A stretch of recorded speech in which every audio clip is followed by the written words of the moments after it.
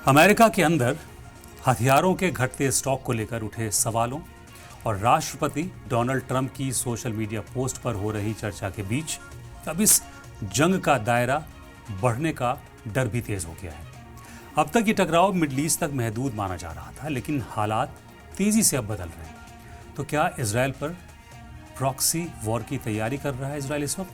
क्योंकि हालात ऐसे बन रहे हैं और अगर ऐसा होता है और किसी नए मुल्क की सीधी एंट्री होती है तो जंग इस रीजन से बाहर तक फैल सकती है। इस डर और खतरे को यूक्रेन के एक हमले ने और बढ़ा दिया है। यूक्रेन ने ईरान पर सीधा हमला किया है। यूक्रेन ने कैस्पियन सी में एक ईरानी कमर्शियल वेसल को निशाना बनाया। इस हमले में एक ईरानी सेलर की मौत हो गई। इस हमले ने सिर्फ ईरान और यूक्रेन के रिश्तों में तनाव नहीं बढ़ाया है, बल्कि इस बात पर भी सवाल खड़े कर दिए हैं कि क्या अब ये टकराव नए इलाकों तक फैलने लगा है। अगर कैस्पियन सी जैसे इलाके भी इस जंग की चपेट में आने लगते हैं तो हालात पहले से कहीं ज्यादा पेचीदा हो सकते हैं।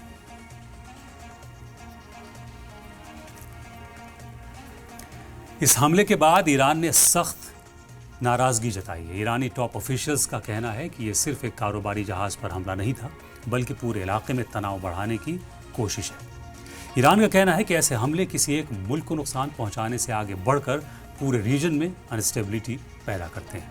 ईरान का मानना है कि अगर इस तरह के हमले हुए तो हालात पर काबू पाना पहले से ज्यादा मुश्किल हो जाएगा। ईरान के फॉरेन मिनिस्टर अब्बास अराक्ची ने इस हमले के लिए इजराइल पर इल्ज़ाम लगाया है। उन्होंने कहा कि कैस्पियन सी में ईरानी वेसल पर हुआ हमला यूक्रेन ने इजराइल की शह पर उसके इशारे पर किया, ताकि यूरोप को भी इस पूरे टकराव में सीधे तौर पर घसीटा जाए, जो इजराइल लगातार करता आ रहा है। अराक्ची ने यह भी कहा कि ईरान इस हमले को बेहद संजीदगी से ले रहा है और इस हमले का जवाब ज़रूर देगा। उन्होंने साफ कहा कि अगर ईरान के जहाज़ों, शहरियों या कारोबारी रास्तों को निशाना बनाया जाता है तो तेहरान चुप नहीं बैठेगा। अराक्ची के इस बयान के बाद ये चर्चा और तेज हो गई है कि आने वाले दिनों में ईरान किसी जवाबी कार्रवाई का रास्ता चुन सकता है, जिससे पूरे इलाके में तनाव और बढ़ जाएगा।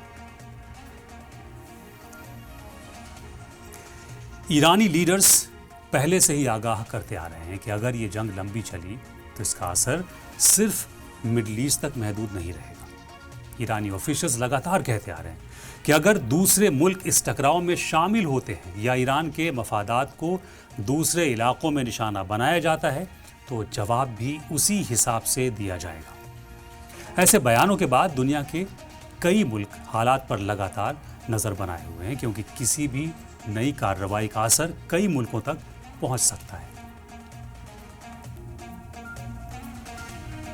इसी वजह से अब दुनिया भर में ये तशवीश बढ़ रही है कि कहीं ये टकराव धीरे धीरे कई मोर्चों वाली जंग में न बदल जाए।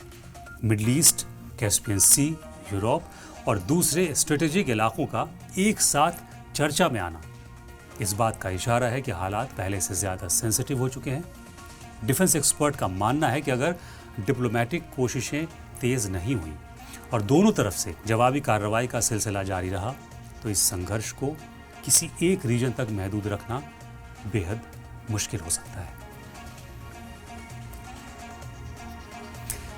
इस ताज़ा सूरत हाल से दुनिया भर में थर्ड वर्ल्ड वॉर के इम्कानात को लेकर भी चर्चा होने लगी है। हालांकि अभी ये कहना सही नहीं होगा। मुश्किल है कि दुनिया सीधे उस मोड़ पर पहुंच गई है, लेकिन इतना ज़रूर है कि जिस तरह अलग अलग मुल्कों के नाम इस टकराव से जुड़ते जा रहे हैं, उसे सवाल उठना और चर्चा होना लाजमी है।